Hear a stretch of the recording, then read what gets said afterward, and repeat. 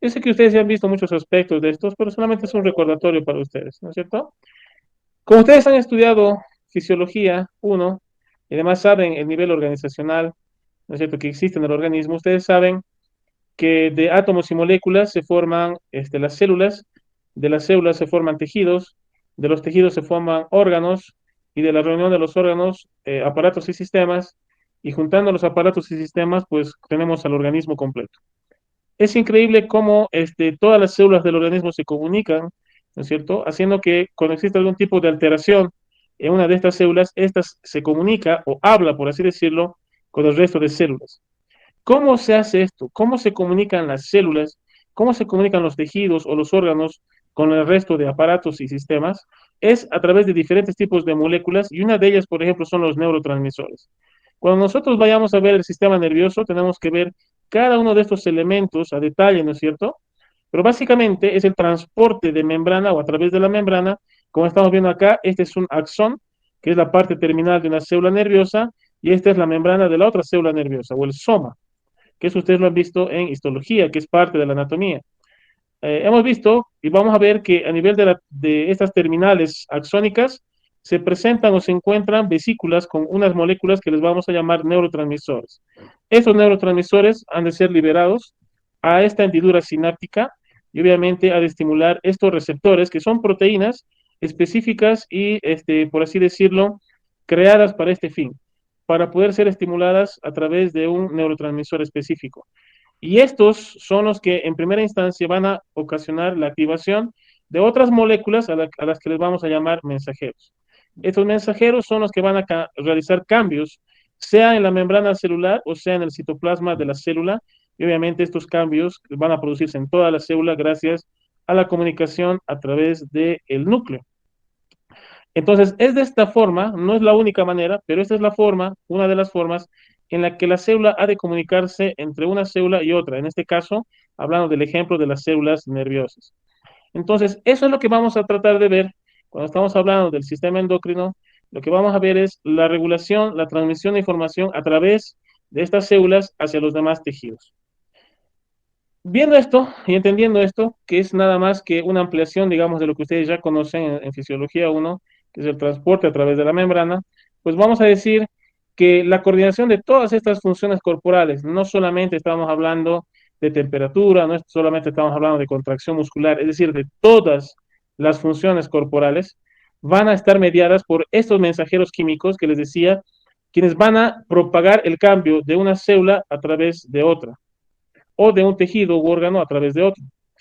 Esta comunicación ha de permitir el mantenimiento de lo que nosotros llamamos homeostasis o la homeostasis.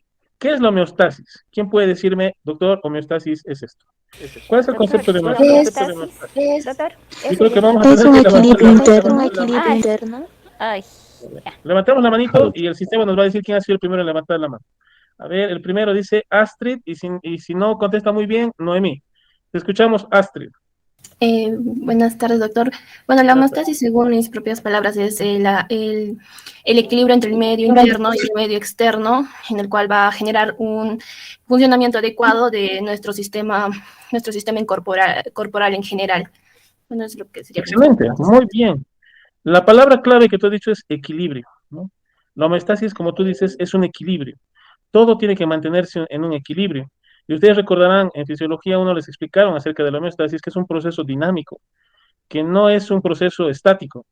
Es decir, tenemos valores siempre inferiores o menores y valores mayores o números mayores para poder decir o dar un rango en el cual todas las funciones van a estar sometidas, ¿no es cierto? Por ejemplo, la temperatura.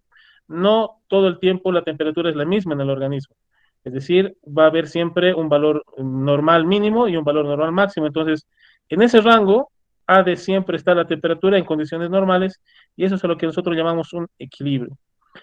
También vamos a ver, ¿no es cierto?, en esta parte de la introducción a la endocrinología, vamos a ver la formulación química que presenta cada una de estas moléculas reguladoras de la homeostasis, como son los mensajeros.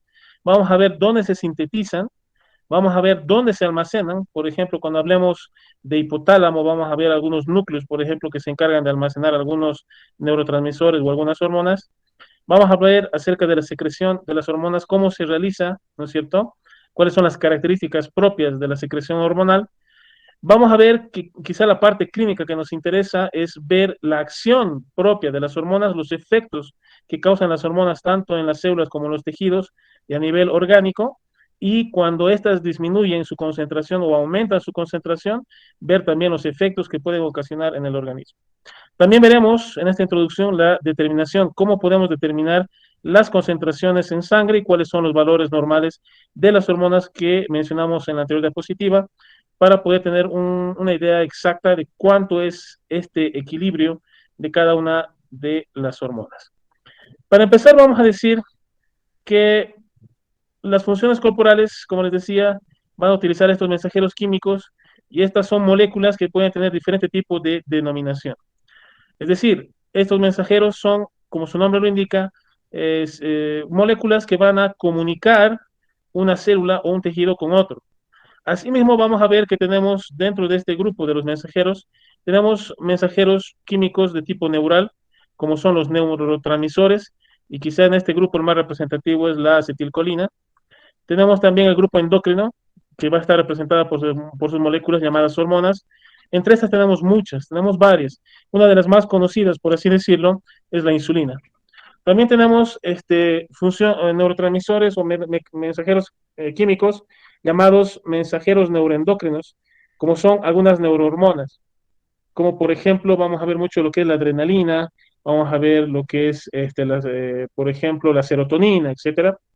Y vamos a ver algunas características de estos mensajeros químicos, como son algunos mensajeros de tipo paracrino, autocrino y algunas citocinas, que son moléculas que van a actuar de una manera en específico. Por ejemplo, cuando hablamos de una secreción paracrina o parácrina, si tú quieres, estamos hablando de que una célula ha de secretar una sustancia y esta sustancia ha de actuar a las células vecinas. Es decir, que van a actuar a nivel de un lugar cercano, próximo. Cuando hablamos de autocrino o autócrino, quiere decir que una célula ha de producir una sustancia que ha de afectar a la misma célula. Es decir, esta célula genera una sustancia, un mensajero químico, que ha de acoplarse a su receptor correspondiente, pero dentro de la misma célula. Es decir, la propia célula se autoestimula, por eso se denomina autócrino. Y las citocinas son efectos que van a tener directamente químicos a nivel propio de la célula y además a través de otras células, ¿no es cierto? Es decir, células próximas. Entonces, vamos a ver estas características, ¿no es cierto?, de estos mensajeros químicos que nos van a ayudar a comunicar a los tejidos y comunicar a los órganos en general. ¿Cómo se mantiene la homeostasis, ¿no es cierto? ¿Cómo se regulan los procesos corporales? Como ustedes saben, hay procesos llamados los sistemas de retroalimentación. Estos sistemas de retroalimentación, que son positivos o negativos, van a estar siempre en control constante a nivel de lo que son los mediadores químicos neurales y endocrinos. Es decir, la homeostasis va a estar directamente ligada a lo que son los neurotransmisores y lo que son las sustancias llamadas hormonas. Tanto los neurotransmisores como las hormonas van a estar en una sincronía de sistemas porque ambas van a controlar toda la homeostasis en el organismo. A mí me gusta asemejarlo con el papá y la mamá. Ambos son los que controlan la funcionalidad familiar. Si no existen ambos, obviamente la familia no funciona. Puede funcionar, sí es verdad, pero no de la forma quizá que debería. Lo mismo sucede con los neurotransmisores y las hormonas, o el control neural y el endocrino, que ambos se van a encargar de mantener esta homeostasis en el organismo. Entonces, estos sistemas, tanto el sistema endocrino como el sistema de neurotransmisores o neural, tienen que estar enlazados, tienen que estar juntos, ¿no es cierto? Por lo tanto, van a existir cierto tipo de células o tejidos que van a actuar como un enlace para estos dos grandes sistemas. Por ejemplo, tanto el hipotálamo como la hipófisis, por ejemplo, van a tener su relación directa con algunos núcleos que van a estar dentro de lo que es el diencéfalo, como el tálamo óptico, ¿no es cierto? Los núcleos hipotalámicos, que ustedes en anatomía han debido revisar bastante bien, que también aquí vamos a ver esta parte, ¿no es cierto? Tanto de la fisiología como la anatomía, vamos a poder repasar de nuevo lo que es la anatomía o la neuroanatomía, porque están también localizados en ese segmento estos sistemas de control, tanto neural como endocrino. Normalmente, por ejemplo, estas células que les hablaba, en el caso, por ejemplo, de las neurohormonas, ¿no es cierto? Se llaman neurohormonas, ¿por qué? Porque estas hormonas se van a producir dentro de lo que es el sistema neurológico, como es el encéfalo. Estamos hablando de la hormona antidiurética, por ejemplo, la oxitocina o las hormonas hipofisiarias o las hormonas hipofisotropas, que van a no solamente secretarse, sino también almacenarse a nivel de lo que es la anatomía neurológica.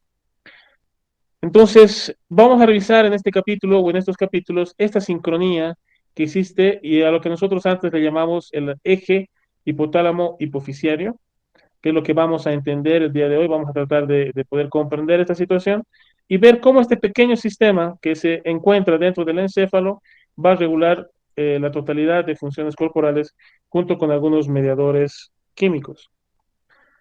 Normalmente, fíjense, aquí tenemos algunos ejemplos de hormonas, ¿no es cierto?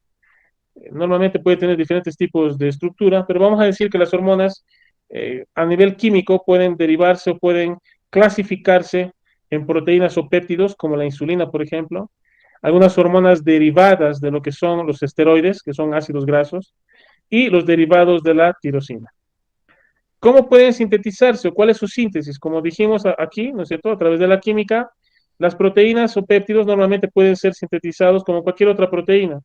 Ustedes han visto en el anterior semestre cómo se producía la síntesis proteica, gracias obviamente al ARN mensajero, a los ribosomas, ¿no es cierto?, al retículo endoplasmático rugoso, etcétera, que han de producir y han de modificar lo que son la cadena de aminoácidos para formar péptidos o proteínas.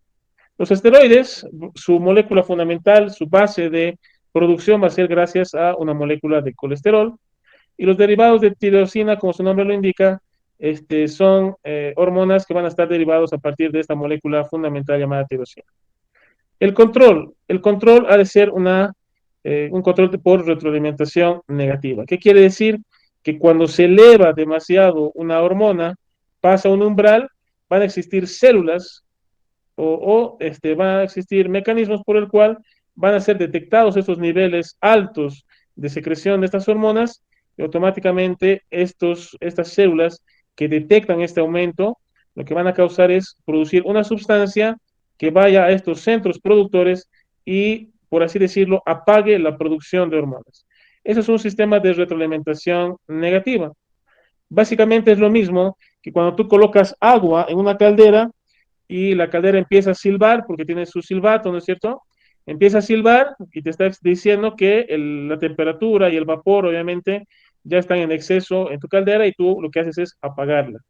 Entonces, básicamente funciona de esta forma el sistema de retroalimentación negativa. Al elevarse demasiado una hormona en la sangre, es detectado por cierto tipo de células o cierto tipo de detectores que van a producir otra sustancia química que van a apagar, por así decirlo, la producción de esta hormona que estamos hablando en cuestión. Pues aquí son algunas de las fórmulas o formulaciones que tenemos y fíjense, hay diferentes tipos, ¿no es cierto?, de hormonas dependiendo su estructura química. Tengo una pregunta. Cuando nosotros vayamos leyendo, para mí es importante que ustedes vayan revisando la literatura, pero si yo siendo, digamos, un estudiante, yo también he sido estudiante de fisiología, y cuando yo pasaba, por ejemplo, y leía una palabra que no entendía, yo iba inmediatamente al diccionario médico, porque antes no había el Google, ¿no es cierto? O recién estaba apareciendo, pero nosotros íbamos a buscar en libros, íbamos a buscar en la biblioteca, todo acerca de lo que son los péptidos, por ejemplo. ¿Alguien puede decirme qué es un péptido? Yo, ¿Qué es doctor. un péptido? A ver, ¿cómo te llamas? Noemí Zanca. Noemí Sanca, te escucho. ¿Qué es un péptido? Ya. El péptido, según el libro Gaito, dice que es, bueno, la concentración de menos de 100 aminoácidos, pero más de 100 aminoácidos sería una proteína. Muy bien. ¿Marlene? Marlene, ¿no? Espero que esté bien escrito. No, Noemí Zanca. Noemí Zanca. Perdón. Noemí. Muy bien. Muy bien, Con Noemí. S. Entonces, ¿con ese? Sí. Excelente. Así. Entonces, eso es un péptido. es un grupo, una agrupación, ¿no es cierto? O una molécula constituida por un número específico de aminoácidos que normalmente no sobrepasan las 100 moléculas. A eso se llama péptido. Cuando existen varias cadenas de péptidos, ¿no es cierto? Cuando ya son más de 100 aminoácidos, ya recién nosotros le podemos denominar proteínas. Entonces, vamos a ver, por ejemplo, que existen hormonas que pueden ser péptidos, es decir, de una cadena corta de aminoácidos, como la insulina, por ejemplo. Solamente tiene 51 aminoácidos, entonces estaría dentro de esta clasificación de una hormona péptica, ¿ya? O péptida. Bien, entonces mi recomendación es que cuando vamos leyendo algún texto, una materia nueva, va a haber palabras que no vamos a comprender al 100%, porque es la primera vez quizá que las escuchamos.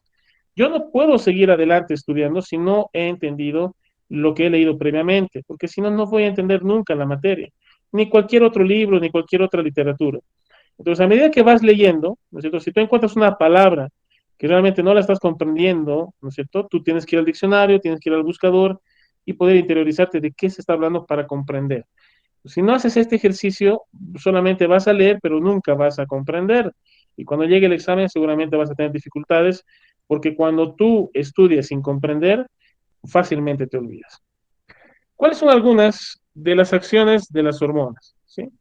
Como les había dicho, las hormonas tienen diferentes tipos de mecanismos de acción. Uno de estos mecanismos de acción son los receptores de hormonas y su transformación. ¿Qué quiere decir? Que van a existir hormonas y van a existir receptores específicos para esas hormonas. Cuando hemos visto el transporte a través de membrana, hemos visto que estos receptores celulares se agrupan en una teoría que se llama, por ejemplo, la teoría de la cerradura y de la llave. Quiere decir que una llave, que es la hormona, estimula o abre una determinada cerradura específica que va a ser receptor. Entonces, estas hormonas tienen una afinidad selectiva, una afinidad especial con estos subreceptores y normalmente no pueden ser estimulados por otro tipo de hormonas. Tal vez por otro tipo de sustancias sí, ¿no es cierto? Por ejemplo, cuando veamos el efecto de las drogas, por ejemplo, a nivel metabólico, podemos ver que estas hormonas se asemejan en su estructura química a algunas hormonas o neurotransmisores, causando que estos receptores específicos también puedan estimularse. Entonces, el mecanismo principal por el cual una hormona va a actuar es estimulando al receptor propio de esa hormona que puede encontrarse en la misma célula, o sea, ser autocrino, ser parácrino también, es decir, a células diferentes, ¿no es cierto? Entonces, necesitamos obviamente los receptores de la membrana celular, que son receptores que van a estimularse con las hormonas, y estos receptores de la membrana van a producir otros cambios en la membrana celular, llamados segundos mensajeros, quienes van a ir a estimular al núcleo. Los cambios considerables en una célula siempre van a estar mediadas por el núcleo.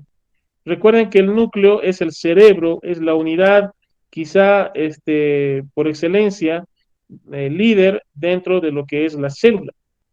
El núcleo es quien va a determinar qué cambios han de producirse, sea una secreción o sea una estimulación, ¿no es cierto? Pero el núcleo tiene que saber lo que está pasando y pues, por lo tanto, al ser estimulado la membrana celular gracias a las hormonas, este estímulo tiene que propagarse hasta el núcleo y el núcleo también ha de producir una determinada acción. Otra manera por el cual las hormonas pueden causar algún tipo de acción o algún tipo de respuesta es gracias a los segundos mensajeros. Es decir, como habíamos dicho, este receptor ha de ser estimulado gracias a la hormona, pero en la mayoría de los casos, este cambio, esta estimulación que se produce en la membrana celular tiene que llegar hasta el núcleo o a otros segmentos de la célula. Esto se ha de producir gracias a otras proteínas llamadas las proteínas G, el AMP cíclico, las fosfolipasas y otra asociación del calcio calmodulina. Básicamente, ¿qué quiere decir? Que para poder haber una respuesta y cambio nuclear, se necesita propagar el impulso. Ustedes han debido jugar alguna vez billar, ¿no es cierto? Ustedes tienen una bola blanca a la cual golpea, pues esa bola blanca sería la hormona. Si tú agarras la bola blanca, le das un golpe y golpea a otra bola y esta bola entra a la bocha o entra al hueco establecido, pues esta sería una estimulación directa entre la hormona y el receptor que sería la otra bola. Cuando hablamos de segundos mensajeros, no estamos hablando más de que habría otra bola de billar, que quiere decir que la hormona blanca, llamada hormona, golpearía a la primera bola y esta primera bola a la segunda y es esta segunda bola que recién ingresaría a la bocha o al hueco. Normalmente acá en Bolivia le decimos eso como si fuera un combo, ¿no es cierto? O como si fuera, a ver, tiene un término bastante coloquial que dice macho, le dicen, ¿no ve? Que quiere decir que la primera va a golpear a la segunda y esta segunda recién va a ingresar a la bocha. Pues básicamente eso sería lo que es una respuesta mediada por segundos mensajeros. No solo se necesita la hormona y la estimulación al receptor, sino vamos a estimular y vamos a producir otras sustancias que estas van a producir cambio a nivel nuclear, ¿no es cierto? Ya estos son lo que nosotros le llamamos segundos mensajeros. Hay otro tipo de acción hormonal muy interesante y esto sucede normalmente con las hormonas que son esteroideas o que son tiroideas. Pregunta de examen, por ejemplo, ¿no? Entonces, estas hormonas, especialmente las tiroideas o las esteroideas, lo que van a hacer es no van a estimular ni al receptor, ni van a estimular a otras moléculas para que se formen los segundos mensajeros. No, no. Estas son tan caperuzas que estas hormonas van a ingresar directamente hacia la membrana celular y van a ir directo hacia el núcleo.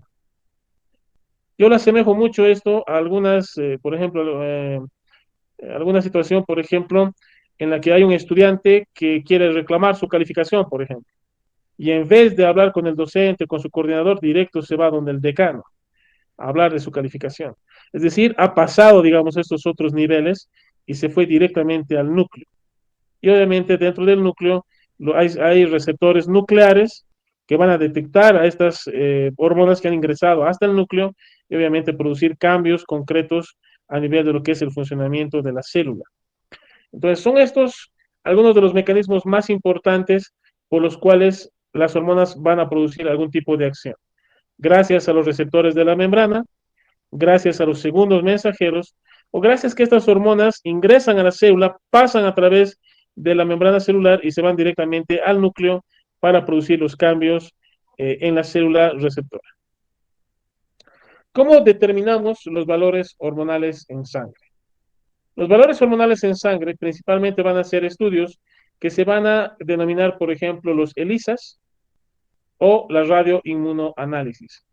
Obviamente dentro, por ejemplo, de Bolivia y Latinoamérica, tenemos estos estudios, aunque existen obviamente avances increíbles en lo que es el radioinmunoanálisis, pudiendo detectar cualquier tipo de sustancia, ¿no es cierto? Pero obviamente ligado a algunas otras características.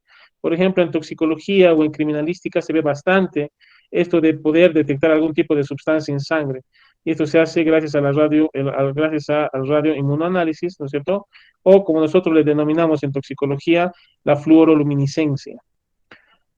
Existen, por ejemplo, ¿no es cierto?, la combinación de tres sustancias que podemos detectar, el anticuerpo hormonal, es decir, las sustancias residuales que van a quedar de esta estimulación hormonal, la hormona radioactiva, podemos hacer una especie de tinción, ¿no es cierto?, a la hormona, o una muestra directamente en el plasma sanguíneo, determinar las concentraciones en el plasma sanguíneo. Algo que tenemos que recordar es que es muy interesante el tema de la concentración de hormonas en el plasma. ¿Alguien sabe, por ejemplo, la cantidad necesaria que el cuerpo necesita para poder activar la secreción pancreática? ¿A qué nivel de glicemia se activará el páncreas y liberará insulina? ¿Alguien sabe? Puede levantar la mano y decirme, doctor, a este nivel ya el páncreas secreta insulina. Vamos a ver quién ha levantado la mano. Todavía nadie. Pero hay un nivel, ¿no es cierto? Hay un nivel de glicemia, es decir, de concentración de glucosa en sangre. A ver, María Fernanda, te escucho. El nivel de glicemia llegaría de 70 y 110 miligramos por decilitro. Ya, esos son los valores normales, ¿no? Entonces, ¿cuánto tú crees que necesita subir esa glicemia para poder estimular al páncreas? María, ¿sigues con nosotros? Sí, doctor. Llegaría a subir a aproximadamente 130. Ya, a partir de 130 ya existe algún tipo de estimulación, pero normalmente cuando sube a partir de 200, entre 180 y 200, ya el páncreas automáticamente empieza a producir una mayor cantidad de insulina. Fíjense que es un rango grande, estamos hablando por miligramos por decilitro. Entonces es una molécula o una concentración relativamente grande. Cuando nosotros hablamos de lo que son las hormonas, vamos a darnos cuenta que la concentración de hormonas es sumamente mínima. Hablamos de picogramos. ¿sí? O nanogramos inclusive de algunas hormonas. Entonces, normalmente el resto de moléculas que van a circular en el plasma son grandes, pero cuando hablamos de hormonas, son cantidades mínimas que producen cambios bastante interesantes y bastante amplios en el organismo. Fíjense que cuando hablamos del sistema endocrino es sumamente específico y sumamente exacto, porque es una cantidad tan diminuta de hormona, pero que causa un gran efecto a nivel corporal, y eso se debe principalmente a la distribución y al número de receptores que tienen las células para esa hormona. Es decir, no necesita que las hormonas estén en gran cantidad para poder estimular o crear un efecto bueno en el organismo. Y esto se debe principalmente a que los receptores hormonales están bien localizados y tienen un número suficiente para poder reaccionar ante la mínima concentración de hormonas. La competencia que existe por el anticuerpo entre la hormona neutral y el radioactivo, lo que va a producir es la reducción de la ligación de la hormona radioactiva en anticuerpo. Lo que quiere decir es, ¿se acuerdan que habíamos hablado acerca del receptor? Que muchas de las veces esos receptores eran ocupados por otras sustancias. Entonces, normalmente lo que sucede es que el sistema de retroalimentación negativa ha de producir cierto tipo de anticuerpos específicos para esa hormona. ¿Por qué? Porque necesita bloquear su acción, necesita bloquear su producción también. Por lo tanto, cuando existe algún tipo de concentraciones elevadas de estos anticuerpos, lo que sucede es que estos anticuerpos van a competir con las hormonas reales por estimular al receptor. Básicamente es como si tú quisieras bailar con tu novio, pero su mejor amiga se entromete y quiere bailar también con él, entonces al final el novio no sabe con quién va a bailar. Entonces, eso es lo que sucede también en cuanto a los receptores, y eso se llama competencia del receptor.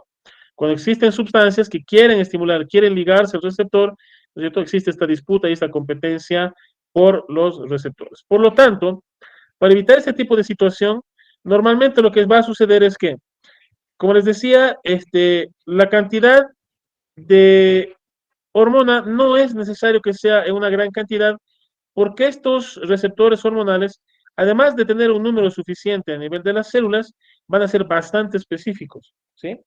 Y si hubiera alguna necesidad de que se produzcan más receptores, las células van a producir las estructuras llamadas receptores transmembrana o receptores de membrana. En el caso, por ejemplo, del ELISA, es una manera diferente de localizar y de medir las hormonas. Normalmente es un método que va a utilizar el fluorométrico o el colométrico, es un método colimétrico, es decir, vamos a hablar acerca de anticuerpos que se forman por las moléculas específicas. No voy a medir directamente la cantidad de hormona, sino voy a medir de manera indirecta los anticuerpos que se producen gracias a esa hormona. Básicamente, es como si yo quisiera calcular la cantidad de invitados a mi fiesta, pero no me da para contar, porque son muchos. Entonces, ¿qué es lo que hago? Hago una estimación de todo, por ejemplo, el papel higiénico que utilizan en los baños o de toda la basura que han formado en la fiesta, y más o menos yo puedo calcular que han ido aproximadamente 200 personas por la cantidad de basura que se ha generado, ¿sí? Entonces, la ELISA normalmente calcula, y no solamente hormonas, sino otro tipo de valores a nivel del plasma, por la cantidad de desecho, por así decirlo, que le vamos a llamar como anticuerpo, que se produce por la acción de cierto tipo de hormonas. Entonces, es una manera indirecta de medir la cantidad de hormonas que existe a nivel circulatorio. Entonces, básicamente, para poder entender, el radioinmunoanálisis lo que va a utilizar es la detección de concentraciones de hormona en la sangre, y el ELISA lo que va a hacer es un método indirecto, ¿no es cierto?, por el cual ha de poder determinar la cantidad de hormona basado en los anticuerpos que estos generan en el organismo. Y, doctor, ¿Sí? Adelante. el resultado de la ELISA, la cantidad de eso que dice, los resultados serían estadísticos o serían en parámetros. Normalmente son estadísticos, ¿no? Porque el ELISA, por ejemplo, cuando tú haces un ELISA, como te decía, no estás yendo a detectar el número de una molécula, sino sus anticuerpos. Lo mismo sucede cuando haces tu ELISA, por ejemplo, para el VIH, para el Chagas, para el COVID. No estás yendo a detectar la cantidad de moléculas o de virus o de bacterias que se están produciendo, sino que puedes hacer una estimación de los anticuerpos que se producen para el COVID, por ejemplo, para el VIH o para alguna otra enfermedad. Entonces es una manera indirecta de medir si es una situación, por ejemplo, aguda, crónica, o si es positiva o si es negativa. Entonces, para los diferentes tipos de enfermedades o marcadores, hay diferentes tipos de valores. Pues normalmente, por ejemplo, cuando hablamos de COVID, cuando hacemos una ELISA para COVID, por ejemplo, vamos a decir que mayor a 1 es positivo y menor a 1 es negativo. Entonces, ¿qué es lo que te mide el ELISA? Como te decía, es lo indirecto, no es una concentración directa. Otro ejemplo que me gusta utilizar, por ejemplo, es cuando tú vas a un cumpleaños, te invitan a un cumpleaños, no te gusta mucho la gente, tú llegas y ves un montón de autos parqueados en la casa. Entonces, ¿tú qué dices? Uy, debe haber un montón de gente. Tal vez no puedes tú precisar el número exacto, pero te das cuenta que hay una gran cantidad de personas. Entonces, ahí tú decides y entrar o no entrar. Entonces, es una manera, por así decirlo, indirecta de medir las concentraciones o medir la cantidad de hormona, en este caso, que está circulando. Ok, doctor, muchas gracias. ¿Listo? ¿De qué? Bien. Continuando entonces con el tema, ¿no es cierto? Vamos a hablar acerca de las hormonas hipofisiarias. Como ustedes saben, la hipófisis es una glándula. ¿Dónde se encuentra alojada anatómicamente la hipófisis? Sí, adelante. Lili, levántate la mano. Ah, ya, sí, doctor, ¿cómo se puede hacer? Bueno, está ubicada en la silla turca, en la cavidad ósea, en la base del cráneo. Ya, muy bien. Entonces, exacto, Lili Fernández. Muy bien, entonces fíjense que nomás necesitamos de la anatomía para poder entender muchos aspectos fisiológicos. Y cuando ustedes estén viendo fisiopatología, van a darse cuenta aún peor de cuánto ustedes necesitan la anatomía y la fisiología, ¿no? La base de la medicina es anatomía y fisiología. Si no tienes buena base de esas ciencias, no te auguro buen futuro, la verdad. Entonces, como les había dicho en la primera clase, voy a irles mostrando, ¿no es cierto? Voy preguntando, porque necesito que ustedes se den cuenta de la importancia, ¿no es cierto? De la importancia de estas dos grandes ciencias. Entonces, voy a ir preguntando siempre a través de las clases algunos aspectos anatómicos importantes. Entonces, esta hipófisis, vamos a ver la relación directa que tiene con el hipotálamo, porque la hipófisis ha de ser el lugar central, por así decirlo, el jefe de todo lo que es la secreción hormonal. Y obviamente el hipotálamo va a cumplir funciones tanto de secreción como inclusive de almacenamiento de estas hormonas. Este hipotálamo, ¿no es cierto?, junto con la hipófisis van a coordinar su acción, ¿no es cierto? Van a coordinar su acción ambas. Entonces, el hipotálamo va a controlar esta secreción hipofisiaria, pero no pensemos que uno manda al otro, sino que ambos se han de regular a través de sistemas de retroalimentación negativos, ¿sí? Quien va a tomar la tutela en todo caso va a ser el hipotálamo, pero obviamente siempre es regulado por lo que es la hipófisis. Entonces, vamos a decir básicamente que el hipotálamo va a ser el papá en cuanto a la familia hormonal, pero la mamá no es menos, sino que la mamá también regula, y cuando el hipotálamo tiene algún tipo de trastorno, alteración, etcétera, la hipófisis también puede, a través de diferentes sistemas, regular la acción. Por lo tanto, ese es un equipo muy interesante que yo lo asemejo siempre a lo que es un matrimonio. Sin uno, no existe el otro, ¿no? Pues no puedo decir yo que uno es más importante que el otro. Ambos son importantes, como vamos a ver en este eje hipotálamo hipofisiario, que van a ser básicamente los que van a regular la gran mayoría de lo que son la estimulación hormonal. Vamos a ver algunos aspectos también, por ejemplo, acerca de las funciones fisiológicas, en este caso de la hormona de crecimiento, que es la que va a representar el primer grupo de hormonas, ¿no es cierto?, derivadas de la somatostatina. Y vamos a hablar acerca de la neurohipófisis, la adenohipófisis y su relación con el hipotálamo. Vamos a ver, como ustedes saben, han visto en anatomía, ¿no es cierto? Acá estamos viendo la hipófisis. Aquí está, fíjense. La hipófisis va a tener, por ejemplo, sabemos que tiene dos lóbulos o dos segmentos, ¿no es cierto? Una que es la adenohipófisis y otra que es la neurohipófisis. Hola. ¿Aló? Sí se escucha, doctor. Oh, ya, pensé que estaban preguntando. Muy bien. Entonces, las relaciones que existen entre la hipófisis y el hipotálamo pueden darse y se dan a través de estas estrechas relaciones que existen entre ambas. Tenemos un pequeño istmo, si nosotros vemos lo que es la hipófisis y lo que es el hipotálamo, tenemos acá un pequeño cuello que le vamos a llamar istmo, ¿no es cierto?, por el cual han de pasar haces, ¿no es cierto?, que no son nada más que axones de las neuronas que se encuentran a nivel hipotalámico, que van a enviar estos haces axónicos a través de lo que es el infundíbulo o cuello de la hipófisis, van a llegar hacia la neuro y a la adenohipófisis. Entonces, esta hipófisis que estamos viendo, que es un saco, ¿no es cierto?, que tiene una forma, ¿no es cierto?, de bolsa con dos lóbulos, ¿no es cierto?, tanto la adenohipófisis como la neurohipófisis, en realidad van a ser, según lo que dicen la literatura, van a dividirse de manera anatómica y de manera funcional. Primero anatómica porque uno es un lóbulo anterior y el otro es un lóbulo posterior, tabicados obviamente, y funcionalmente las diferencias son que uno va a ser un centro de formación de nuevas hormonas y el otro va a ser una bolsa donde se van a almacenar algunas hormonas, en específico dos, la hormona oxitocina y la hormona antidiurética. En la neurohipófisis, entonces, no se va a producir hormonas, sino que van a almacenarlas del hipotálamo directamente. Bien, si en algún momento dejo de compartir pantalla, por favor me avisa. Entonces, básicamente, fíjense, yo puedo y necesito que ustedes utilicen en los navegadores, tienen que aprender a obtener información y hay muchos de ustedes que son caperuzos en lo que es la tecnología. Entonces vamos a hacer acá, por ejemplo, el eje hipotálamo hipoficiario y hay un montón de imágenes muy buenas que podemos obtener y básicamente lo que les explicaba es esta situación, ¿no? En la que hay una comunicación tanto anatómica como fisiológica, tanto del hipotálamo como de la hipófisis. Si no recuerdo muy bien qué es el hipotálamo, por ejemplo, pues seguramente iré a revisar lo que es la neuroanatomía, fíjense. Pues básicamente estamos hablando de acá del hipotálamo y que ha de tener su control directo sobre la hipófisis. Entonces está muy cerca, anatómicamente muy cerca, pero también ha de comunicarse a través de los haces.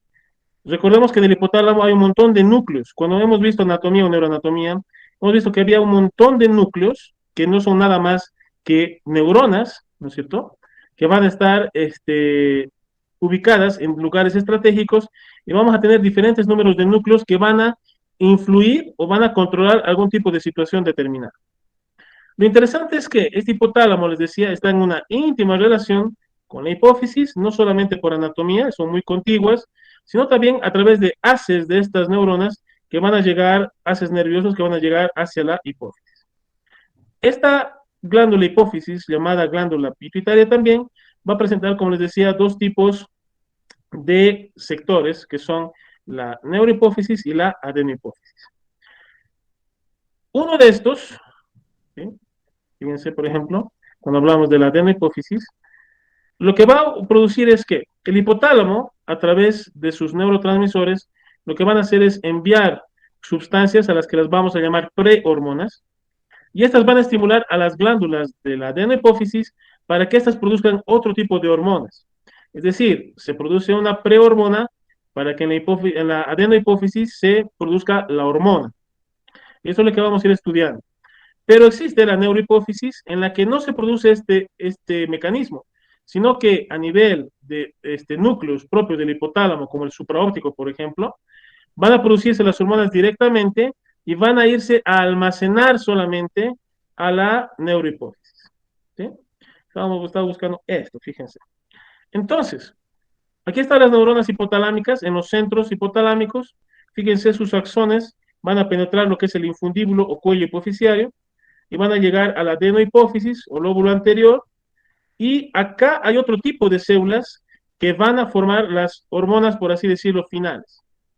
Entonces, acá en el hipotálamo se van a formar unas sustancias llamadas prehormonas o la secreción preliminar hormonal, que va a pasar a un sistema circulatorio, fíjense, y a través de este sistema circulatorio, que lo vamos a llamar el sistema porte hipoficiario, que ustedes lo han visto en anatomía vascular, van a llegar a estas células o este grupo celular de la adenohipófisis, y aquí van a secretarse las hormonas propiamente dichas, que también por torrente sanguíneo van a llegar a las células diana o a las células objetivo que tienen los receptores específicos para cada grupo de estas hormonas. En el caso de la neurohipófisis o lóbulo posterior, no ocurre esto. No hay una prehormona que va por torrente sanguíneo hasta el lóbulo anterior y forma otra hormona que va también por torrente sanguíneo, sino que en los núcleos hipotalámicos van a producirse estas hormonas como la oxitocina y la hormona antidiurética y directamente van a atravesar por la comunicación infundibular y se van a almacenar en la hipófisis posterior. Entonces, es esto lo que vamos a ir dilucidando poco a poco de una manera entendible para que podamos entender lo que es la secreción hormonal. Entonces, tenemos un sistema anterior y un sistema posterior. El anterior básicamente es secreción, transporte, secreción, transporte.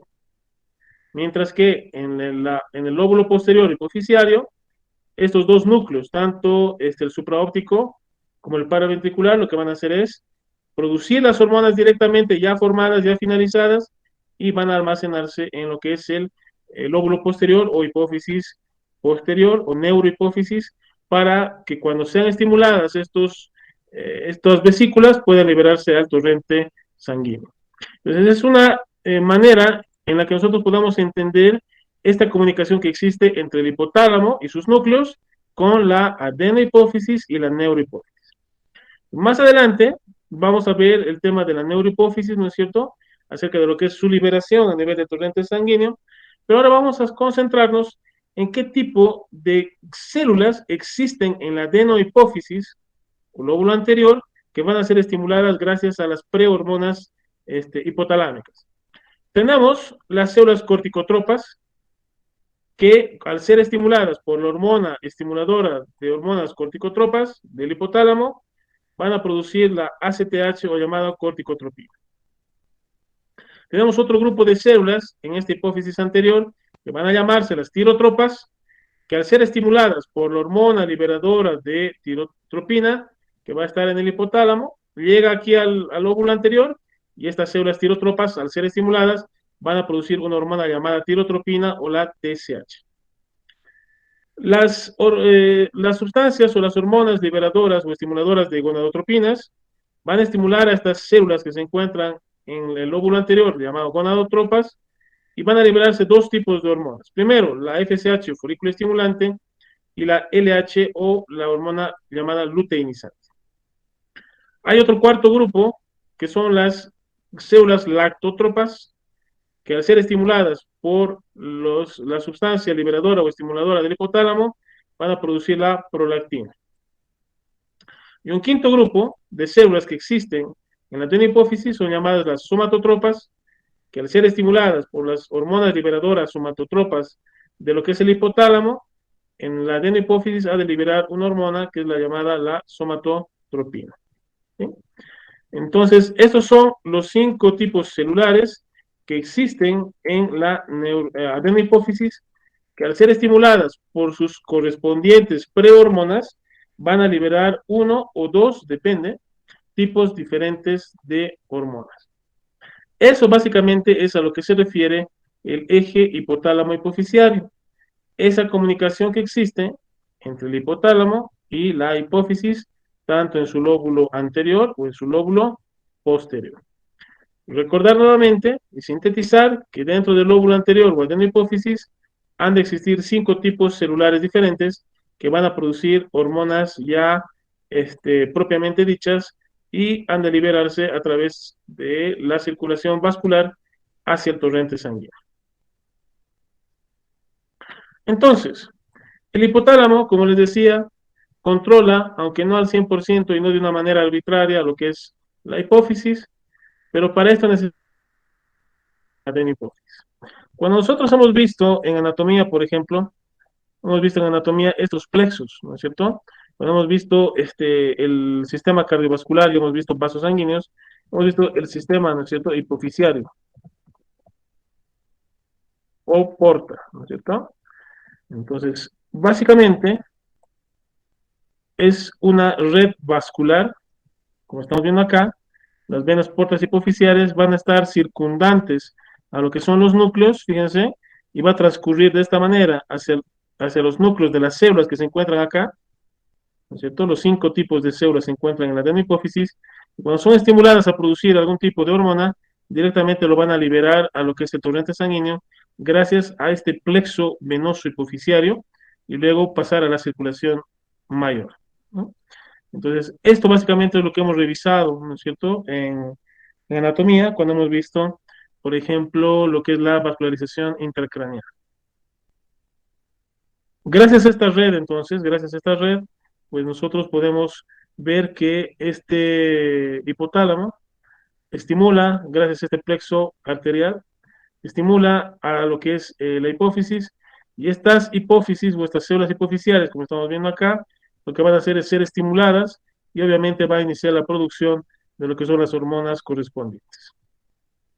Una vez que existe la estimulación correspondiente, lo que sucede es que la concentración de estas hormonas en sangre son las que van a inhabilitar, ¿no es cierto?, la producción de las mismas.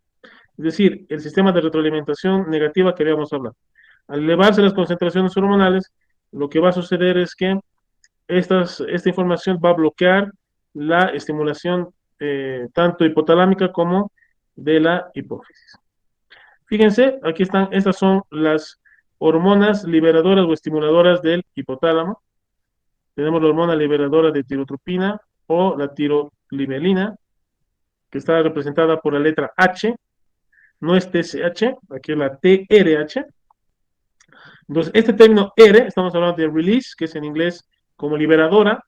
Entonces, cuando yo vea una R, estamos hablando de la hormona hipotalámica, ¿no? Porque es la liberación de las hormonas tirotrópicas. Entonces, la R es de release, que es liberar. Entonces, estas son del hipotálamo. Si fuera de la hipófisis, sería TSH, ¿no? La liberadora de gonadotropinas, por ejemplo, es la GNHR, aquí está la R. La hormona liberadora de corticotropina o corticolibelina, aquí está la CRH. Igual, lo mismo, las hormonas liberadoras de somatocrinas, que van a ser la GHRH, la somatostatina, ¿no es cierto?, y la inhibidora de la prolactina. En este caso, la prolactina es un tipo de hormona especial en la cual va a tener dos tipos de sustancias, ¿no? La inhibición de la prolactina va a ser directamente proporcional a su liberación. Es decir, que la prolactina tiene tanto una hormona liberadora como una hormona estimuladora. El resto de hormonas solamente van a tener las hormonas liberadoras y su control va a ser por la cantidad que exista de concentración de estas hormonas. Además, haremos un ejercicio ahora. El primero que levante la mano y me diga cuáles son las hormonas que tienen tanto una hormona hipotalámica de estimulación como de inhibición, le vamos a dar su puntito de participación. Obviamente va a levantar la mano y me va a decir, doctor, estas son las hormonas que tienen o que no tienen hormona hipotalámica estimuladora y la inhibidora.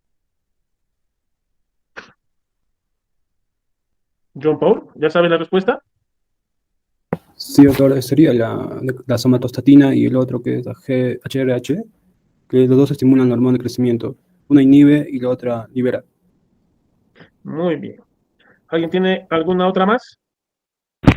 Yo, doctor. Ay, perdón. Adelante. No levanto la mano. Con respecto a lo que es en el páncreas, doctor, la insulina y el glucagón, puede ser también una que bueno, aumenta cuando hay, digamos, la glucosa en sangre y otra la disminuye. Sí, es otro efecto similar, ¿no es cierto? Es otro efecto similar. Muy bien. Los peruanos estudian bastante, ¿no? Eso es muy bueno. Veremos los bolivianos, ¿quién da más?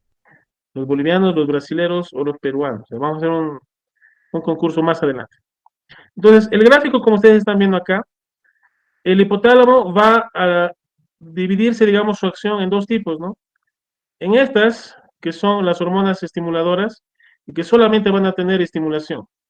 Mientras que la somatostatina y la inhibidora de la prolactina normalmente van a ser hormonas, van a tener tanto hormona inhibidora como hormona estimuladora, o por un mecanismo de retroalimentación negativa, lo mismo, van a poder liberar y disminuir su secreción, pero tiene su hormona liberadora y la inhibidora también. Una vez que este hipotálamo, ¿no es cierto?, va a liberar estas hormonas estimuladoras, lo que van a causar en la hipófisis son los cambios, ¿no es cierto?, como habíamos visto, de las células propias de cada uno de estas hormonas liberadoras, propias de cada una de ellas, para liberar otras hormonas que van a ir hacia la circulación mayor y luego pues van a ocasionar los cambios efectores a nivel de los diferentes tipos de órganos, ¿no? Fíjense, por ejemplo, algunas funciones de la hormona de crecimiento, ¿no es cierto? O la somatostatina. Fíjense, por ejemplo, cuando existe normalmente una elevación en lo que es la pubertad, normalmente esta va a causar una activación del crecimiento lineal. ¿Qué quiere decir? Que van a empezar a crecer tanto huesos, músculos y algunos órganos, ¿no es cierto?, de manera progresiva. Va a empezarse a depositar proteínas en todos los tejidos, ¿no es cierto? La utilización de grasa como sustrato energético, por eso es que en la adolescencia normalmente se baja bastante de peso y las personas crecen, aumentan en longitud. También hay una modificación en lo que es la utilización de la energía, ¿no es cierto? Van a distribuirse la energía a cierto tipo de segmentos corporales propios de lo que es la pubertad, como por ejemplo el sistema cardiovascular, el sistema gastrointestinal, el sistema neurológico. Las somatomedinas, ¿no es cierto?, que son también sustancias residuales que se van a formar gracias también a la hormona de crecimiento, ¿no es cierto?, también tienen unos efectos anabólicos. Entonces, tenemos también este tipo de sustancias que se están formando por los efectos de la hormona de crecimiento, que actúan indirectamente a través de lo que son los factores, ¿no es cierto?, de inflamación, por ejemplo, que van a formar a nivel del hígado un aumento en la producción rápida de lo que es glucógeno. Las somatomedinas también van a reflejarse mucho en lo que es el valor de la hormona de crecimiento, que puede ser un parámetro para medir indirectamente también la acción de la hormona de crecimiento a nivel del organismo. Y obviamente estas somatomedinas van a mediar los factores de crecimiento a nivel de los tejidos. Entonces, no solamente la hormona de crecimiento quien va a estimular el crecimiento, el depósito de proteínas y todo aquello, sino también las sustancias intermedias, por así decirles, que van a ser formadas gracias a la hormona de crecimiento, como son las somatomedinas. Algunos estímulos. ¿Qué es lo que va a causar, por ejemplo, la estimulación a nivel de la secreción de la hormona de crecimiento? Obviamente, la hormona liberadora de gonadotropinas, que es una hormona hipotalámica, que va a afectar directamente a la hipófisis para que pueda producirse más cantidad de hormona de crecimiento. Estas somatomedinas también es una acción indirecta. Cuando empiezan a caer, ¿no es cierto?, las somatomedinas, como les había dicho, es una molécula intermedia o accesoria, si tú quieres llamarle. Cuando disminuye esta molécula, indirectamente va a estimular a la producción de la hormona liberadora de gonadotropinas. Entonces, la disminución o la caída de las somatomedinas también estimula a la secreción de la hormona liberadora o estimuladora de gonadotrofinas, y esta va a ir a la adenohipófisis y de ahí va a aumentarse la secreción de hormona de crecimiento. La pubertad, ¿no es cierto?, con lo que son la estimulación neurológica, los cambios químicos que ocurren en la pubertad, van a estimular también la hormona de crecimiento y, por ejemplo, va a disminuir conforme pase la edad. Es decir, cuando pase más tiempo de vida, va a caer progresivamente lo que es la hormona de crecimiento. Es más, hay bastantes artículos, bastantes protocolos que utilizan la hormona de crecimiento en los ancianos, por ejemplo, para poderles dar una calidad de vida mejor, para evitar cierto tipo de degeneración tisular.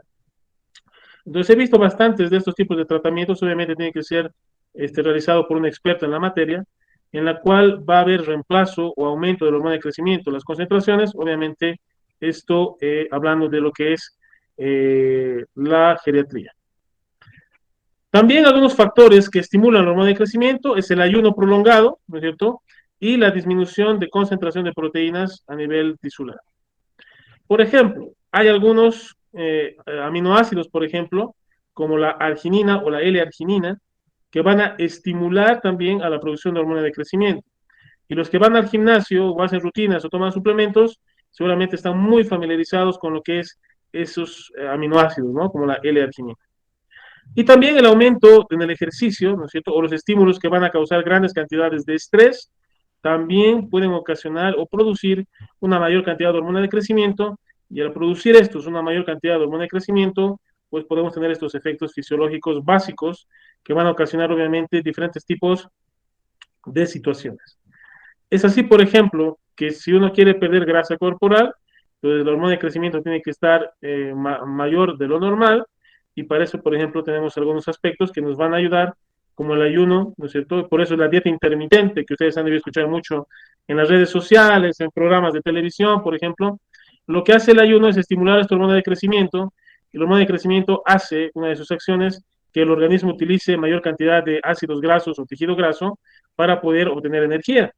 Entonces, básicamente, si tenemos que analizar con ciencia, el ayuno intermitente estimula la pérdida de peso, sí, a través de este mecanismo que estamos viendo de la relación del ayuno con la hormona de crecimiento y de la hormona de crecimiento su relación con la utilización de ácidos grasos para la energía. Cuando existe algunas alteraciones en la secreción de la hormona de crecimiento, por ejemplo, cuando no existe una suficiente cantidad de hormona de crecimiento, lo que ocurre es el enanismo, ¿sí? Y como ustedes saben, es el escaso desarrollo de tejido osteoarticular y muscular en las personas, ¿no es cierto? Lo que va a provocar o va a producir personas con una baja estatura. Si la hormona de crecimiento, por el contrario, está aumentada, especialmente en etapas críticas, como es el desarrollo en la niñez, a partir de los 10 años, por ejemplo, lo que se va a producir es un efecto contrario al enanismo que se llama gigantismo, que son personas sumamente altas, que tienen macrocefalia, que tienen un montón de alteraciones a nivel orgánico, por ejemplo, que hacen o repercuten directamente en la vida de las personas. Por eso una persona con gigantismo normalmente no puede tener una sobrevida mayor o normal como cualquier otra persona. Cuando existe la hipersecreción, de la hormona de crecimiento, especialmente en la madurez, es decir, después de la adolescencia, esto se le va a conocer como acromegalia.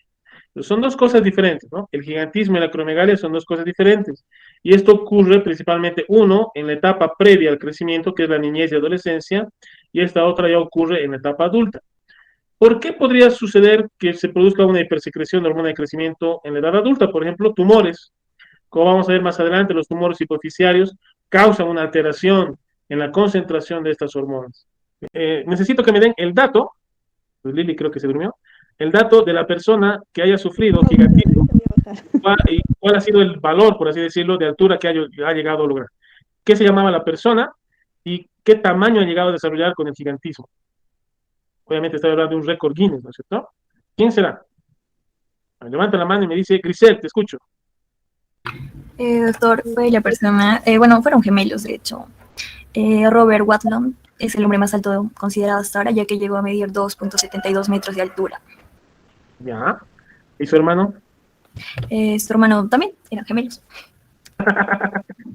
Ya, mira. Por ejemplo, aquí estoy hablando, ¿cuánto me dijiste? 2.72 metros de altura. Muy bien. ¿Y el hombre vivo más alto? Es este de acá, ¿no es cierto? Con 2.36. Muy bien. Ambos, ¿no es cierto?, efectos de la hormona de crecimiento que les causó, obviamente, un gigantismo, como estamos viendo acá, ¿no es cierto? Entonces vamos a ver lo que es el gigantismo para ver en términos más gráficos. El gigantismo tiene esta característica, ¿no es cierto? Son normalmente personas que tienen una apariencia normal, pero que sus proporciones son aumentadas, ¿no es cierto? Y cuando hablamos de acromegalia, van a ver la diferencia, ¿no es cierto? Estamos hablando de términos gráficos, en la cual, fíjense, normalmente antes se les comparaba con lo que eran los ogros. Entonces, los ogros surgen, ¿no es cierto?, de este tipo de pacientes que presentaban esta acromegalia. Entonces, la gente en la antigüedad los creía ogros, ¿no es cierto?, que se comían a los niños, que destruían los cultivos, y en realidad solamente eran personas que padecían de este problema, de la acromegalia, y que es uno de los más famosos, ¿no es cierto?, es nuestro querido personaje, Pierre Henry, que vamos a ver dónde estás, aquí está. Entonces, este personaje, por ejemplo, puede tener una estatura normal de 1,80, ¿no es cierto?, 1,60, pero lo que sucede es el aumento de tamaño principalmente de la cara, del cráneo y de las manos, y juntamente de los pies, aumenta el diámetro torácico, y básicamente tiene una estatura normal, pero con segmentos corporales como manos y cráneo anormalmente agrandadas, ¿sí? Entonces, básicamente decimos que en el gigantismo las proporciones son mayores, pero tiene una armonía, porque todo el organismo ha crecido. Mientras que en la acromegalia solamente se produce el crecimiento de cierto tipo de segmentos corporales, principalmente lo que es el cráneo y las manos. Entonces, cuando veamos a un paciente, tenemos que determinar de una manera correcta, ¿no es cierto?, si es un gigantismo o es una acromegalia. ¿Y por qué se produce esto? Obviamente porque se ha producido la alteración o aumento de la hormona de crecimiento antes de la pubertad y después. ¿Sí? Entonces, qué interesante es la fisiología, ¿no es cierto? Qué interesante es que la clínica está surgiendo de la alteración, ¿no? Estamos viendo signos, por ejemplo, como la acromegalia y otros como el gigantismo, gracias a lo que es la fisiología y poder entender lo que es la fisiología. Muy bien. Fíjense esto, por ejemplo, ¿no es cierto? La hormona antidiurética y la oxitocina, ¿no es cierto? Como les decía, van a sintetizarse como unas prehormonas, ¿no es cierto? Pero esta producción de la hormona antidiurética ha de producirse en los núcleos preóptico y paraventricular a nivel del hipotálamo y se han de almacenar en lo que es la neurohipófisis o llamada hipófisis posterior. Una vez que existe el estímulo correspondiente, lo que ha de producir es la liberación de estas hormonas directamente al torrente sanguíneo. No es como el anterior caso que vimos, ¿no es cierto?, de lo que es la relación directa que existe entre la circulación y la hipófisis. En este caso, como estamos viendo acá, que esto lo voy a pasar a otra diapositiva, para que podamos entender mejor, fíjense, acá. Pues básicamente, lo que les decía es que la producción de estos núcleos, ¿no es cierto?, el paraventricular, ¿no es cierto?, y el supraóptico, son núcleos propios del hipotálamo, que ellos directamente van a sintetizar la hormona y la van a almacenar simplemente a nivel de vesículas, a nivel de la neurohipófisis. Al haber la activación correspondiente, son liberadas a través de este plexo, ¿no es cierto? Y vamos a ver las acciones que tiene, por ejemplo, la hormona antidiurética. Como su nombre lo indica, tiene un aumento en lo que es la presión osmótica de la sangre. Al aumentar la presión osmótica de la sangre, lo que va a hacer es liberar este aumento de la presión, va a liberar lo que es la hormona antidiurética en el lóbulo posterior. ¿Y esto qué es lo que va a causar, por ejemplo, a nivel del riñón? Va a evitar que haya una reabsorción de agua y lo que va a pasar es que el agua ha de salir en grandes cantidades a través de la orina, ¿no es cierto? Y esto ha de producir, obviamente, la disminución correspondiente de la presión osmótica o de la presión arterial, si tú quieres, ¿sí? Entonces, vamos a ver este esquema, ¿no es cierto? Este esquema de la hormona antidiurética y de la oxitocina. Como dijimos, se sintetizan en el núcleo supraóptico y el paraventricular, respectivamente. Son transportados a través de los axones que habíamos visto de los núcleos hipotalámicos. Estos axones pasan a la neurohipófisis y son almacenados en estas vesículas, esperando el estímulo nervioso indicado para poder liberar esas vesículas hacia el torrente sanguíneo. ¿Qué aspectos va a regular, no es cierto? O cómo realiza la regulación de la hormona antidiurética y cómo regula la osmolaridad corporal. Pero, ¿qué será osmolaridad? Seguramente en el tema o en el semestre pasado han visto lo que es líquidos corporales, han visto cavidades. Una de ellas es, por ejemplo, el tercer espacio o llamado espacio intercelular. ¿Quién puede decirme cuál es el valor normal de la osmolaridad plasmática?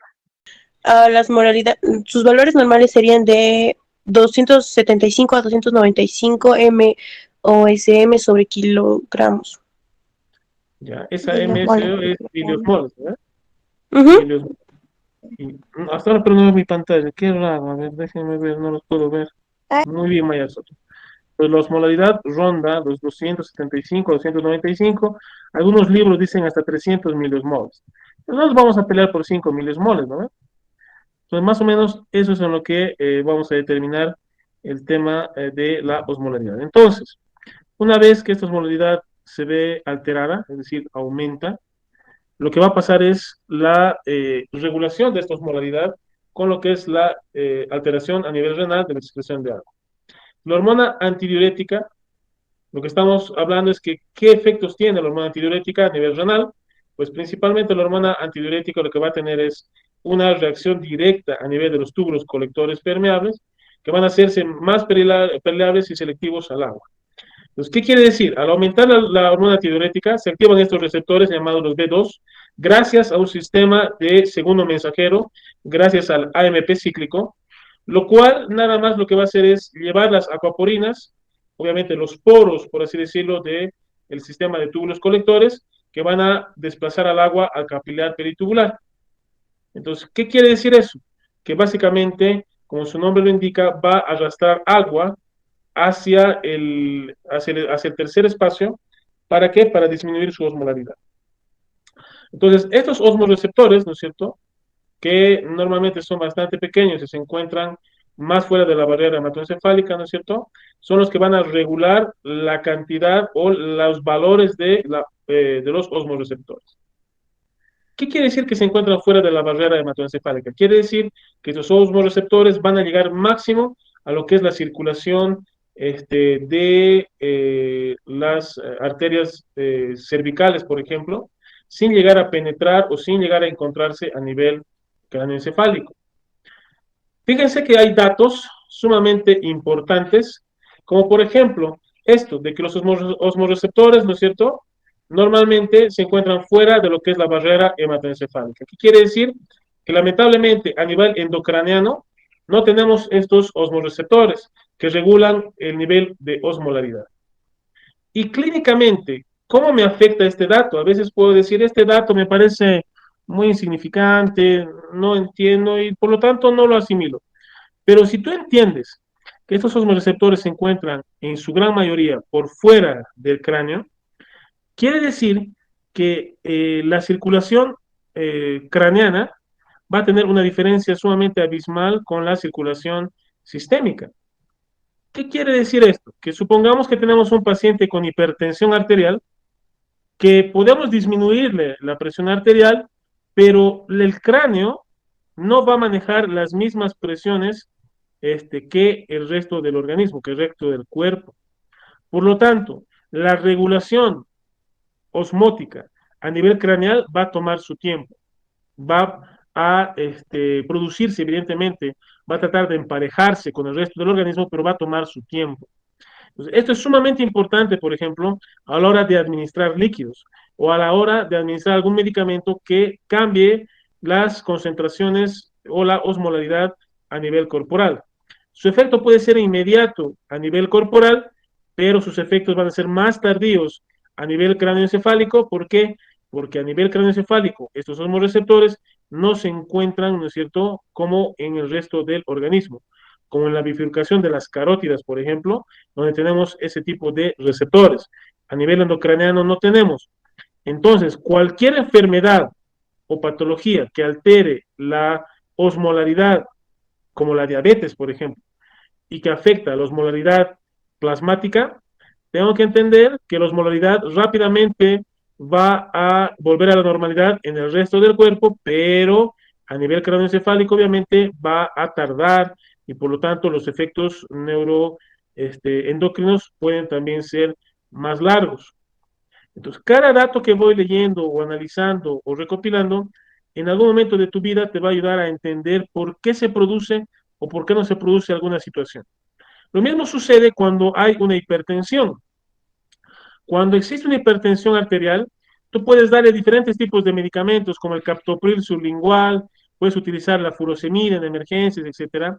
Pero lo que tienes que entender es que gracias a este dato, que es más anatómico, yo tengo que entender que la presión endocraneana va a todavía permanecer mucho mayor que la presión que yo pueda evidenciar a nivel del resto del organismo. Entonces, no porque el paciente haya bajado su presión rápidamente a nivel corporal, voy a decir que todo está solucionado. Eso es lo que se le llama crisis hipertensiva. Cuando yo puedo evidenciar que el paciente se encuentra en una crisis, es un criterio de observación y de internación. ¿Por qué? Porque el paciente maneja presiones diferentes, tanto a nivel endocraniano como a nivel sistémico. Por lo tanto, yo tengo que tener a este paciente en observación, no sea que por esa diferencia abrupta de presiones, el paciente haga un edema cerebral. Entonces, fíjense qué importantes son estos datos, tanto anatómicos como fisiológicos, para poder entender la patología que más adelante ustedes también la van a estudiar a detalle. Estos osmoreceptores también tienen un mecanismo bastante importante en el tema de la sed. Cuando esta osmolaridad aumenta, tenemos que diluir, es básicamente como si el cuerpo te estuviera diciendo, la sangre está muy seca, le falta agua, por eso la osmolaridad aumenta. Entonces, ¿qué tenemos que hacer? Es como cuando tu sopa está muy espesa, tenemos que aumentarle agua. Entonces, ¿qué es lo que va a hacer? Los osmoreceptores también van a estimular lo que es el reflejo de la sed, y lo que tú vas a hacer es tomar y tomar agua. ¿Para qué? Para que esa agua se absorba y obviamente disminuya la osmolaridad presente en el plasma. Esta hormona antidiurética, esta secreción de hormona antidiurética va a estar entonces influida por múltiples factores, tanto cardiovasculares, algunos factores, por ejemplo, metabólicos, etcétera. Pero vamos a decir que esta secreción está influida principalmente por cualquier causa de hipovolemia, es decir, de pérdida de volumen sanguíneo, va a estimular, ¿no es cierto?, a la producción de la hormona antidiurética, que va a evitar que se forme orina, que va a evitar que el agua pase hacia lo que es los túbulos contorneados distales y se vuelva orina. Entonces, la hormona antidiurética va a evitar que esta agua pase a lo que es el volumen urinario. ¿En qué casos puede alterarse o aumentarse? En cualquier caso de hipovolemia, en cualquier caso de hipotensión, pacientes, por ejemplo, que presentan náuseas de manera crónica, pacientes que se encuentran con un dolor sumamente intenso, el estrés también, especialmente el estrés intenso, lo que va a causar es esta liberación exagerada de la hormona antidiurética. También algunos tipos de fármacos van a influir en lo que es esta secreción. Muchos en los casos, por ejemplo, algunos tipos de antibióticos, los AINES, etcétera, también van a causar o van a producir este tipo de situación. ¿Qué otras cosas, por ejemplo, o qué es lo que también va a reducirse la hormona antidiurética? Hemos visto algunos factores que van a aumentar la producción de hormona antidiurética, ¿no es cierto? Pero hay otros factores que también van a influir en lo que es la reducción de lo que es la secreción de la hormona antidiurética. Por ejemplo, la hipervolemia, muchas de las veces pacientes que son tratados con fluidos endovenosos de una manera mal realizada, sobrecargan de volumen y pues la hormona antidiurética se bloquea. ¿Para qué? Para que el agua excesiva pueda liberarse a través de lo que es el filtrado glomerular. La hipertensión.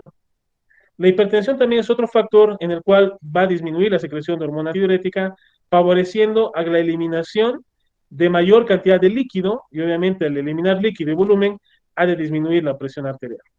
Y este es el efecto también que tienen los famosos antihipertensivos diuréticos. Y el alcohol. El alcohol también va a bloquear la secreción de hormona antidiurética, es por eso que mientras más alcohol tomas, más vas al baño, ¿verdad? Especialmente con algún tipo de bebida como, por ejemplo, la cerveza. Entonces, ¿cuál es la razón por la que el paciente alcohólico o alcoholizado va a liberar grandes cantidades de diuresis o volumen urinario?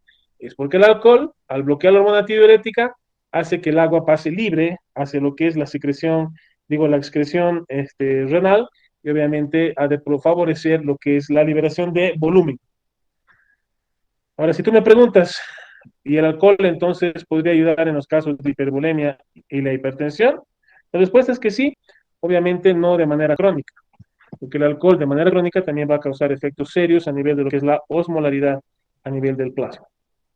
Entonces, la hormona antidiurética básicamente contribuye a varios tipos de homeostasis, como estamos viendo, la osmolaridad es uno de ellos, la presión arterial, ¿no es cierto?, o la volemia también sumamente importantes.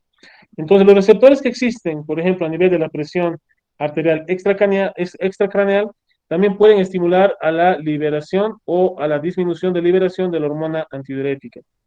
¿Cuánto tiene que alterarse la presión arterial para poder producir algún tipo de estimulación o disminución de dicha secreción? Aproximadamente un 5%. Con un 5% de alteración ya se va a producir la estimulación de la hormona antidiurética en los casos de que suba un 5% la presión arterial basal, por ejemplo. Ya existe un primer estímulo de la hormona antidiurética. Obviamente, a mayor volumen o a mayor porcentaje de hipertensión, ha de producirse una mayor cantidad de hormona antidiurética. Entonces, ese es el efecto que tiene de la estimulación, ¿no es cierto? Mientras mayor sea la estimulación, mayor va a ser la respuesta. Cuando existe, y esto es un dato importante, cuando existen niveles exagerados de la hormona antidiurética, además de liberar grandes cantidades de orina y de volumen urinario, lo que va a causar es una contracción del músculo liso. ¿Sí? Esto gracias, ¿no es cierto?, a los receptores que se encuentran mediados por el calcio, la fosfolipasa C como segundo mediador y los receptores B1. Entonces, como les decía, el alcohol puede favorecer a disminuir la hipertensión y la hipervolemia, sí.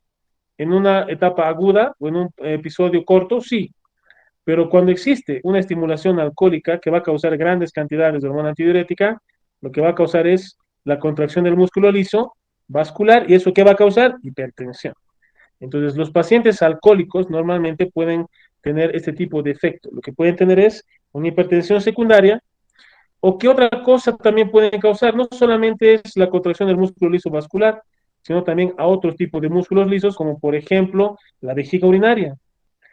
Cuando ustedes hagan el internado rotatorio o hagan prácticas, van a ver muchos pacientes que exageran con el consumo de alcohol, y cuando llegan a la emergencia se encuentran, por ejemplo, con un cuadro a nivel de lo que es la vejiga urinaria, un cuadro espástico.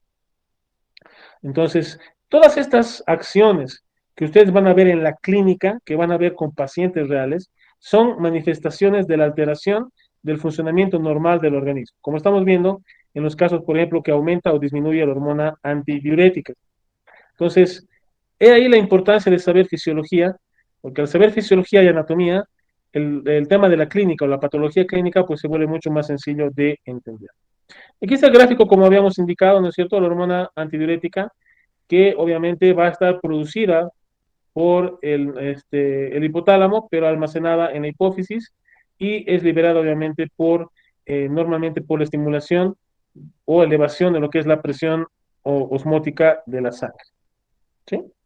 Y obviamente va a actuar a nivel renal, bloqueando lo que es la absorción, por ejemplo, de lo que es el túbulo contorneado proximal del distal. ¿Para qué? Para que las grandes cantidades de agua puedan salir hacia el exterior como orina, ¿no? Entonces, es muy importante esta hormona en la regulación de lo que es la osmolaridad y lo que es la presión arterial. La oxitocina es otra hormona, ¿no es cierto?, formada por lo que son los núcleos hipotalámicos, y que ha de solamente almacenarse en la neurohipófisis. Esta oxitocina desempeña un papel sumamente importante en dos eventos prácticamente que son parte de la vida, parte de lo que es la reproducción, que es la lactancia y el parto. ¿Me escuchan, verdad? Sí, doctor. Gracias. Muy bien, entonces vamos a ver la oxitocina, la acción fundamental en un proceso de reproducción. La oxitocina lo que hace básicamente es desempeñar una misión estimuladora previa para la lactancia. Podemos creer que la lactancia se da gracias a una hormona llamada prolactina. Evidentemente, la prolactina va a ser la que va a producir la secreción de leche a nivel de las glándulas mamarias, pero si no existe una correcta estimulación de la oxitocina previo a la prolactina, aunque haya una gran cantidad de prolactina, no se va a producir la secreción glandular. Por lo tanto, la oxitocina a nivel de lo que es la lactancia materna es fundamental al poder contraer las células mioepiteliales de los alvéolos a nivel de las glándulas mamarias. Si no existe esta estimulación de la oxitocina en estas células mioepiteliales a nivel de los alvéolos de las glándulas mamarias, cuando llegue la prolactina no va a hacer ningún tipo de efecto, ¿sí? Esta oxitocina entonces es fundamental a la hora de estimular previamente para la secreción glandular. Y segundo, la oxitocina actúa una vez que la prolactina ha hecho su efecto en la formación de leche. Lo que va a hacer la oxitocina es favorecer a la expulsión de esta leche ya formada, ¿no es cierto?, gracias a esta misma contracción de lo que son las células mioepiteliales en los alvéolos de las glándulas mamarias. Entonces, sumamente importante la oxitocina como una preparación para la acción de la prolactina. Y segundo, a la hora de eyectar la leche, es la oxitocina quien va a desempeñar este papel fundamental. Esta oxitocina también a nivel del parto, ¿no es cierto?, va a contraer el músculo liso uterino, aumentando la fuerza de contracción uterina, ¿no es cierto?, y obviamente la sensibilidad que va a estar mediada por los niveles de estrógeno. ¿Y para qué sirve eso? Va a facilitar la expulsión del producto. Al estimular, ¿no es cierto?, estas células musculares a nivel del músculo uterino, las contracciones van a hacerse más prolongadas, van a hacerse mucho más progresivas, y va a favorecer a la expulsión del producto. Después de lo que sucede con la oxitocina, normalmente nosotros después de un parto o una cesárea, normalmente, pero principalmente después del parto, Lo que se ha de producir es que el útero, después de haberse contraído, se relaja. En estos momentos, lo que puede ocasionarse es una hemorragia masiva transvaginal. Por lo tanto, el protocolo indica que debemos administrar 10 unidades de oxitocina intramuscular. ¿Qué estamos haciendo al colocar la oxitocina de manera intramuscular?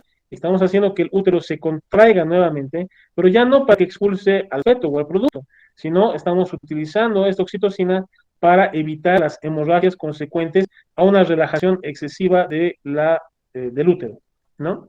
Entonces, fíjense que el entender la fisiología en estos aspectos de reproducción, como la lactancia y el parto, son sumamente fundamentales. Todo lo que ustedes lean, chicos, en estos 2 o 3 años previos a la parte clínica, son sumamente fundamentales para que ustedes puedan entender cómo funciona el organismo. Y si ustedes saben cómo funciona el organismo, va a ser muy fácil cuando ustedes tengan que detectar algunas alteraciones estructurales o fisiológicas, que le vamos a llamar enfermedad.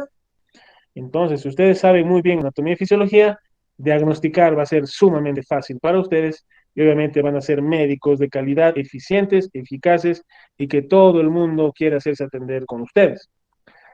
Bien, ¿cuál será la función de la oxitocina en el varón? Que ayuda a excitar al hombre de manera sexual, ya sea por sus erecciones y durante la eyaculación también. Ah, muy bien.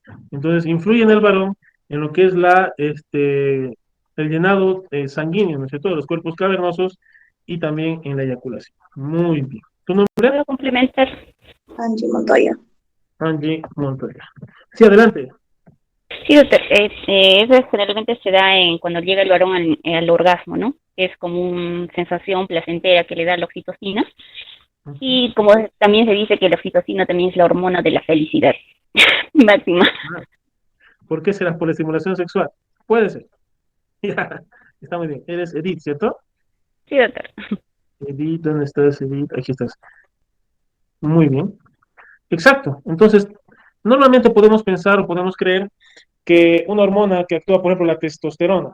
Cuando hablamos de la testosterona, vamos a ver que es una de las hormonas más importantes en lo que es el sexo masculino, en lo que tiene que ver con la maduración de órganos sexuales, de tejidos sexuales, comportamiento, masa muscular, etcétera.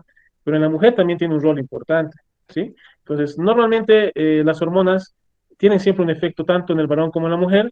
Tal vez no son efectos tan relevantes, pero sí tienen efectos, ¿no? Muy bien. Estoy compartiendo pantalla, ¿verdad? Sí, doctor. Gracias. Muy bien, entonces hemos visto la oxitocina y su función a nivel de lo que es dos eventos sumamente fundamentales, como son el parto y la lactancia. Vamos a hablar un poquito acerca de las hormonas metabólicas tiroideas. No se olviden que esta es una clase introductoria. Vamos a ver generalidades para luego ya ingresar a temas propios, ¿no es cierto? Un poquito más complejos. Por eso es que les voy a pedir que lean, ¿no es cierto?, en el libro de Fisiología de Guyton, que lean el segmento que es endocrino a partir del capítulo 75 adelante. Bien, dentro de las hormonas metabólicas tiroideas, vamos a hablar de la síntesis y la secreción, de las funciones fisiológicas que tienen estas hormonas, de su regulación y de las enfermedades que pueden presentarse por aumento o disminución de las glándulas, de la secreción de hormona tiroidea. Este gráfico, por ejemplo, ¿no es cierto?, nos ayuda a ver cómo es que se produce la secreción tiroidea. Voy a poner una nota diapositiva acá para que podamos ver, ¿no es cierto?, este segmento que me interesa. Básicamente, las hormonas tiroideas, como ustedes están viendo, vamos a recortarlo. Ahora sí. Las hormonas tiroideas para su síntesis tienen un mecanismo. El mecanismo principal de la secreción tiroidea es, ¿no es cierto?, la estimulación que va a venir de las hormonas liberadoras a nivel hipotalámico. Estas hormonas van a ligarse, ¿no es cierto?, a través de su receptor específico y gracias a dos segundos mensajeros, ¿sí?, como es la diatil-anglicol-glicina o el AMP cíclico, van a producir lo que son la estimulación química mediada obviamente a través como estímulo, ¿no es cierto?, de las moléculas de sodio. Obviamente van a producir a nivel nuclear la estimulación de ¿qué? Primero, de la secreción glandular, producida principalmente por la unión de moléculas, ¿no es cierto?, en las que va a estar mediada, por ejemplo, el hidrógeno, va a estar mediada la tirosina, ¿no es cierto? Y van a ser una molécula compleja que va a derivar básicamente en lo que es la secreción de hormonas. Va a producirse, obviamente, vamos a ver cuando veamos el tema específico de lo que son las hormonas tiroideas, vamos a ver que no se sintetiza un solo tipo de hormona. Es decir, dependiendo de la oxidación y el grado de oxidación, lo que se puede producir son las hormonas, una hormona llamada la T3, perdón, la TSH, y esta TSH cuando va hacia nivel tiroideo, a nivel de la tiroides, lo que va a ocasionar es la producción de tres tipos de hormonas, ¿no es cierto? Que eso lo vamos a ver obviamente cuando estemos viendo el tema de lo que son las hormonas tiroideas. Pero a nivel de lo que son las células, ¿no es cierto?, hipofisiarias, es esta estimulación, este paso que va a causar la hormona liberadora de tirosinas, va a producir esta producción a nivel nuclear. ¿Cuáles son algunos de los efectos de esta hormona tiroidea? Se dice que esta hormona tiroidea es la hormona metabólica por excelencia. Quiere decir que va a estimular todo el mecanismo del metabolismo en el organismo, sea catabolismo o anabolismo, es decir, sea construcción o destrucción de tejidos. Por ejemplo, estas hormonas tiroideas afectan a lo que es la transcripción genética. Es decir, van a estimular a lo que son receptores nucleares y que van a inhibir o activar la traducción genética o la activación genética. ¿Qué quiere decir esto? Que la hormona tiroidea lo que puede ocasionar básicamente es que las actividades nucleares aumenten o disminuyan.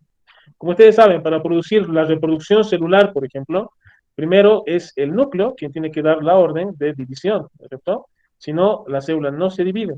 Por lo tanto, las hormonas tiroideas pueden estimular a los núcleos a tener un metabolismo más rápido y obviamente una división celular aumentada, por ejemplo. A nivel tiroideo, estas hormonas, la TSH, que ha de estimular a la producción de hormonas tiroideas como la T3 y la T4, sabemos que la T3, por ejemplo, es más efectiva que la T4. Entonces, el problema de estas hormonas tiroideas es que el efecto que va a ocasionar se prolonga por bastante tiempo. Es decir, que una dosis pequeña de estas hormonas puede causar efectos todavía por varios días y hasta semanas, por el tipo de activación y el tipo de volumen de tanto la T3 como la T4. Si bien unas son más efectivas que otras, pero las otras son más abundantes, ¿no es cierto?, que la T4. ¿Cómo afecta, por ejemplo, a nivel de las células? Las hormonas tiroideas a nivel celular lo que van a hacer es aumentar, por ejemplo, el consumo de oxígeno, porque al aumentar el metabolismo, obviamente se necesita oxígeno para los diferentes tipos de estimulaciones metabólicas y procesos metabólicos. ¿Esto qué va a causar? ¿Qué va a causar si aumenta, por ejemplo, una fábrica, como es la célula? Si aumenta la producción en esa fábrica, lo que va a ocasionar es, pues obviamente, que las máquinas se van a calentar, que van a producir bastantes desechos, y lo mismo sucede con la célula. La hormona tiroidea, al estimular la actividad nuclear, lo que va a hacer es que toda la célula empiece a funcionar de una manera mucho más rápida, consumiendo grandes cantidades de oxígeno, y cuando el oxígeno produce, por ejemplo, metabolitos como el ATP, lo que se va a ocasionar o va a producir es dióxido de carbono, agua y también calor. Y eso es lo que sucede, por ejemplo, en la hormona tiroidea. ¿Alguna vez ustedes han debido ver, en casos de la vida real, le vamos a llamar, que tú eres joven o tus sobrinos ahora son jóvenes, tú ya no estás tan joven, ¿no? Por lo menos estás entre los 16 y 18, pero cuando tú estás en tu auge de la pubertad, ponte 12, 13, 14 años, recuerda que la hormona de crecimiento, las hormonas tiroideas aumentan y tú estás con tu metabolismo elevado. Y pues no te hace frío, estás en la calle a 2 grados bajo cero y estás con polera y tu abuelita te grita y te dice, te vas a resfriar, ¿cómo es posible que no estés con chompa, con abrigo? Y los jóvenes dicen, pero no sentimos frío. Y es evidente, no es que estén mintiendo ni que se hagan los guapos. Al aumentar el metabolismo, pues aumenta también la producción de calor. Por lo tanto, los jóvenes, ¿no es cierto?, tienen mayor tolerancia al frío. ¿Por qué? Porque tienen una temperatura mayor, ¿no es cierto?, una temperatura elevada. Bien. ¿Tienen alguna pregunta hasta acá?